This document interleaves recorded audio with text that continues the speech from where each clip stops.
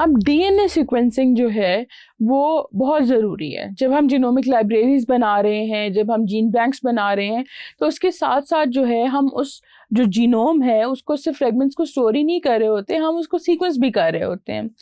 वो जो सीक्वेंसिंग है उसको बेसिकली है क्या, वो हम इस सेक्शन में अब हम स्टडी करेंगे। DNA sequencing basically is the process of determining the nucleic acid sequence, that is the order of nucleotides in DNA।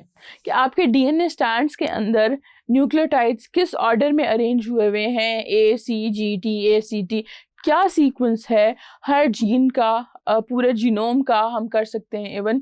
तो वो जो सीक्वेंस होता है उस सीक्वेंस को ओवरऑल हम एक टेक्निक में ले आते हैं और उसको हम कहते हैं डीएनए सीक्वेंसिंग। अब डीएनए सीक्वेंसिंग जो है एक टीडियस सा प्रोसेस है और इस प्रोसेस के अंदर हम डिफरेंट और टेक्निक्स और मशीन्स यूज़ कर रहे होते हैं। अब डीएनए सीक्वेंसिंग में कुछ हम स्टेप्स यूज़ कर रहे होते हैं, उसमें से जो सबसे पहला that is the generation of fragments of DNA of different sizes, कि हम जिस जीनोम को सीक्वेंस करना चाह रहे हैं उसको हम लें और डिफरेंट स्मॉल फ्रेगमेंट्स में हम उसको कट कर लें।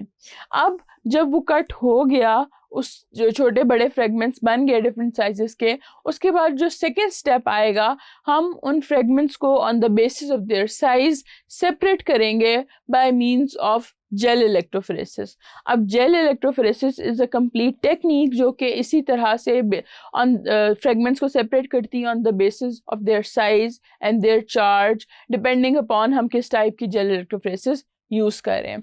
उसके बाद हम जब जेल इलेक्ट्रोफोरेसिस कर लेते हैं तो तीसरी चीज़ आती है reading of sequence from the jail.